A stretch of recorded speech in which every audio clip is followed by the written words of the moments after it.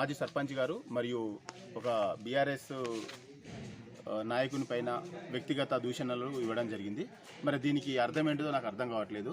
నేను చేసినటువంటి ఆరోపణలను ఆయన స్వీకరించారని నేను భావిస్తున్నాను. ఈ విషయంలో విజయపురి నేను పేరు చెప్పడం జరుగుతుంది, ఎందుకంటే నా పేరు పెట్టి వాళ్ళు చెప్పడం జరిగింది. నేను చేసినటువంటి ఆరోపణలను తను స్వీకరించి నా బండే నా జేసీబీ నాకు దానిలో వాటా ఉన్నదని ఒప్పుకున్నందుకు విజయపురి మల్లికార్జున గారికి ప్రత్యేక ధన్యవాదాలు. నేను చేసినటువంటి ఆరోపణలు ఏంటంటే గుప్త నిధుల గురించి అని చెప్పేసి నేను మాట్లాడడం జరిగింది. మరి ఈ యొక్క గుప్త నిధుల గురించి అనేది ఆయన స్వీకరించి ఒప్పుకున్నందుకు మరొకసారి ధన్యవాదాలు తెలియజేసుకుంటున్నాను. ఇదేంటంటే వేలేరు గ్రామంలో పాతవాడ అంటే కిందివాడకు సంబంధించిన కొంతమంది మేధావులు ఉంటారు.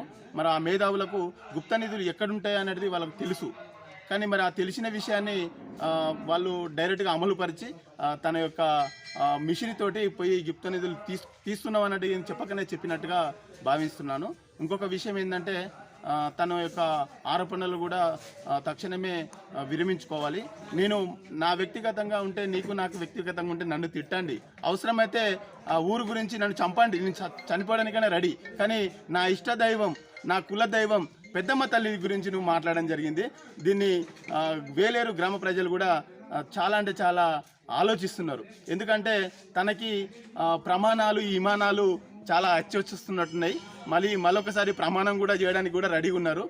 మరి దాన్ని మరి అందరూ కూడా గమనించాలని నేను వేడుకుంటున్నాను గ్రామ ప్రజలకు. గుప్త నిధులు తవ్వకాల విషయంలో ఆయనే తీసినాడు. మీకేమన్నా నిన్న మీరు చూశారు కదండి, నిన్న చూశారు కదా గుప్త నిధుల గురించి బండి ఎట్టిపోతుందో నాకు తెలియదు, దానిలో నా వాటా ఉన్నదని చెప్పేసి మాట్లాడడం జరిగింది. మీరు కూడా మీరు గమనించండి. ఎందుకంటే నా బండి పోయిందని ఆయన ఒప్పుకున్నాడు, అందరి ముంగట మీడియా సాక్ష్యంగా ఒప్పుకున్నాడు. అదే కాకుండా గుడి గురించి కూడా తీశారు. మరి నువ్వు ఒక పండగ చేసి కుక్కలకు వదిలిపెట్టిపోయావు. ఆ రోజులలో నా బ్యానర్లు గేట్లు అయిపోయినాయి, మన ఇది దుర్గమ్మ గుడికి ఉన్న పోచమ్మ గుడికి. మరి అవన్నీ కూడా ప్రజలందరూ కూడా గమనించారు. మరి మీరు చేసినటువంటి పండుగ ఒక వేలేరులో ఒక బలమైన సామాజిక వర్గం ముదిరాజ్ సంఘం చేసినటువంటి పండుగ కూడా ఊర్లో అందరూ చూశారు. మరి నువ్వు కమ్యూనల్ ఫీలింగ్ తోటి నువ్వు లేపడానికి ప్రయత్నం చేశావు.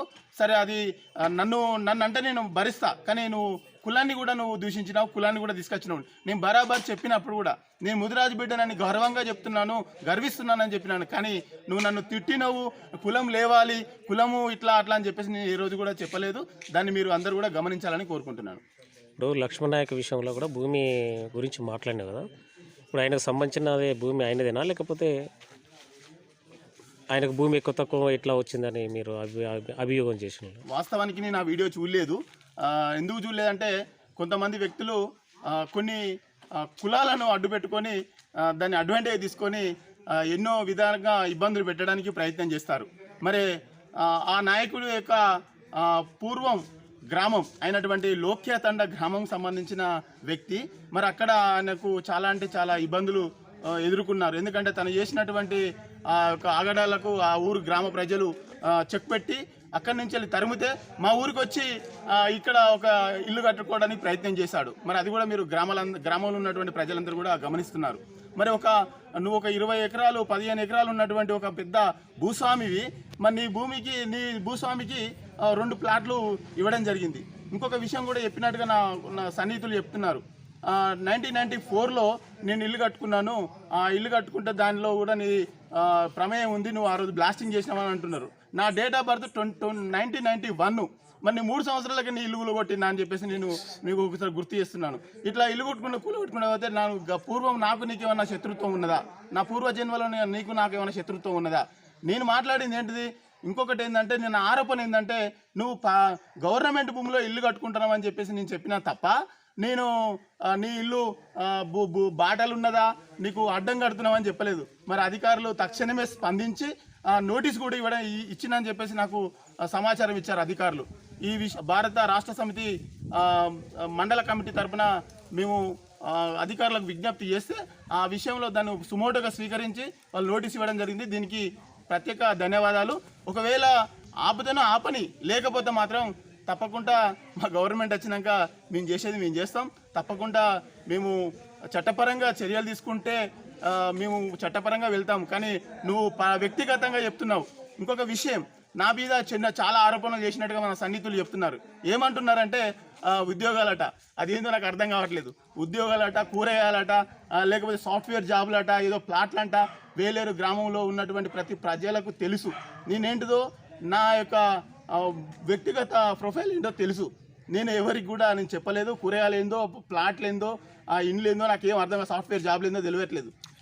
నువ్వు కూడా ఇల్లును రోడ్డు మీద కట్టినవాట. నేను తక్షణమే గృహప్రవేశం మంచి రోజులు లేవని చెప్పేసి నేను ఇల్లు కట్టుకున్న క్రమంలో నా స్టెప్స్ ఆ రోజు ఉన్నటువంటి వాళ్ళకి వచ్చిన వైఫల్యాల ద్వారా స్టెప్స్ బయటికి వచ్చినాయి. ఎందుకంటే గృహప్రవేశం టైం వచ్చిందని చెప్పేసి చేసినాం. అది తాత్కాలికమైనటువంటి కట్టడం, అది మెట్లు. ఆ మెట్లను మేము తీయడానికి రెడీగా ఉన్నాము.